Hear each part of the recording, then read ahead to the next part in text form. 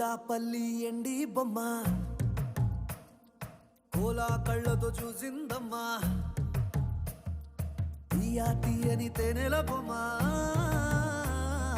తీయని తెరలే తీసిందమ్మా వజ్రాల జిలుగులున్నా రత్నాల ఎలుగులున్నా